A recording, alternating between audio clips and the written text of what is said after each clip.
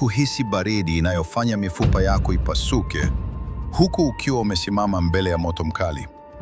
Juma alikuwa amefika mlangoni mwa kanisa la kale la Namawala, akiwa nusu mtu na nusu dubwana la kivuli. Kiumbe kilichokuwa ndani yake kilikuwa kikipiga kelele za sauti 1000, kikikataa kukanyaga ardhi takatifu. Lakini mbele yake, mchungaji Ezekiel hakuwa ameshika silaha yoyote zaidi ya imani yake. Silaha ambayo ilianza kuifanya ile quantum void kuwaka moto wa ajabu. Mimi ni msimulizi wako, Victor Rashid. Karibu kwenye simulizi hii ya kusisimua, Siri ya Sanduku la Babu. Sura ya 6, Madhabahu ya Damu na Moto wa Roho.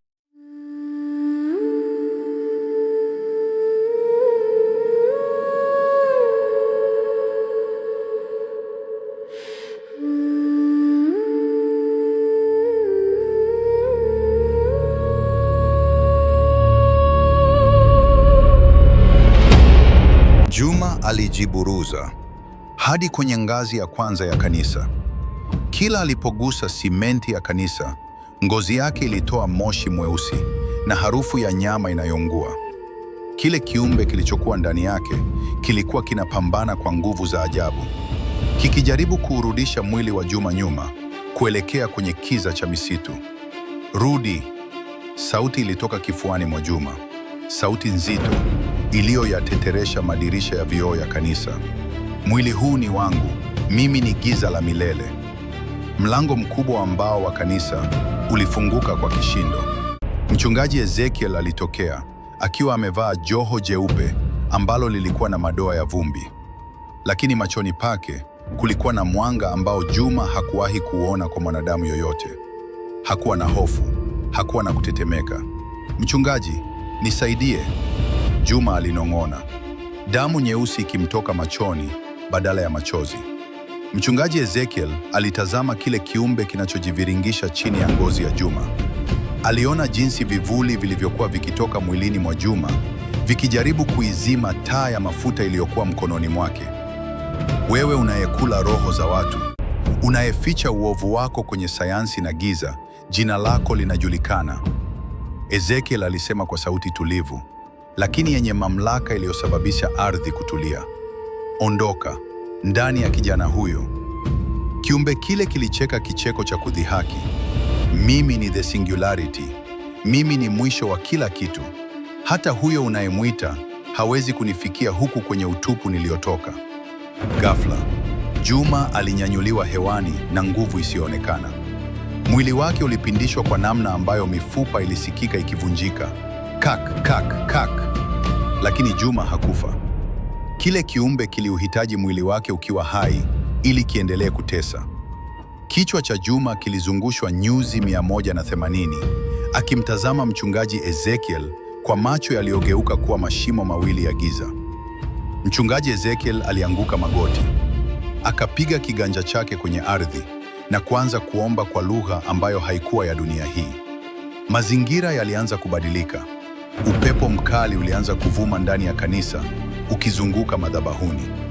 Picha za malaika ukutani zilionekana kama zinatoa machozi ya damu, na misalaba ilianza kugeuka yenyewe. Hofu ilitanda pale kiumbe kile kilipoanza kutoa utando mweusi mdomoni mwa Juma. Utando uliokuwa na sura za watu waliokufa zamani kijijini hapo. Sura hizo zilikuwa zikipiga kelele, zikimwomba Ezekiel aache kuomba ili giza liweze kutawala. Moto! Ezekiel alipiga kelele, akanyanyuka na kumkaribia Juma. Alimshika Juma kichwani. Wakati ule ule, Juma alihisi kama jua limeingia ndani ya mishipa yake. Kile kiumbe kilipiga kelele ya maumivu makali sana, kiasi kwamba watu waliokuwa wamejifungia majumbani mwao waliziba masikio yao kwa hofu. Ngozi ya Juma ilianza kupasuka, na mwanga mweupe ukawa unatoka ndani ya vile vidonda vya quantum. Ilikuwa ni vita kati ya giza la kale na nuru ya milele. Sitoki! Kiumbe kile kilizidi kukaza. Nikila mwili huu, nitakula madhabahu yako. Ezekiel alizidisha shinikizo, jasho la damu likimtoka paji la uso. Utatoka, kwa sababu mahali hapa hapajengwa kwa mawe, bali kwa ahadi ambayo giza lako haliwezi kuielewa. Ghafla, Bi Salma, mama yake Juma, alitokea mlangoni. Bado alikuwa na macho meupe, akiongozwa na nguvu za yule kiumbe.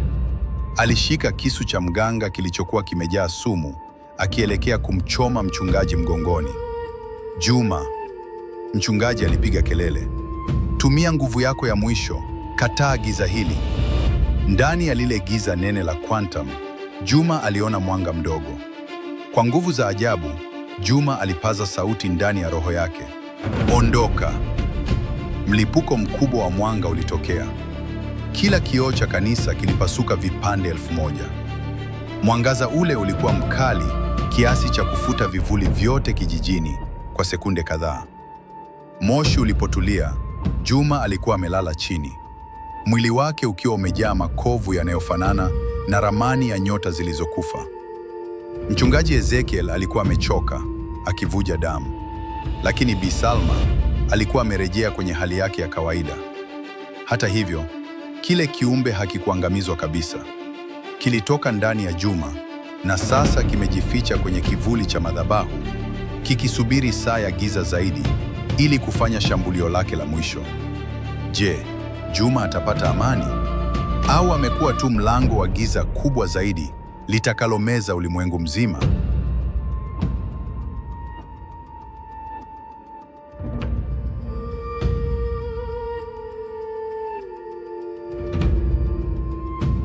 Tumefika tamati kwa leo, lakini safari ya hadithi hizi ndiyo kwanza inaanza.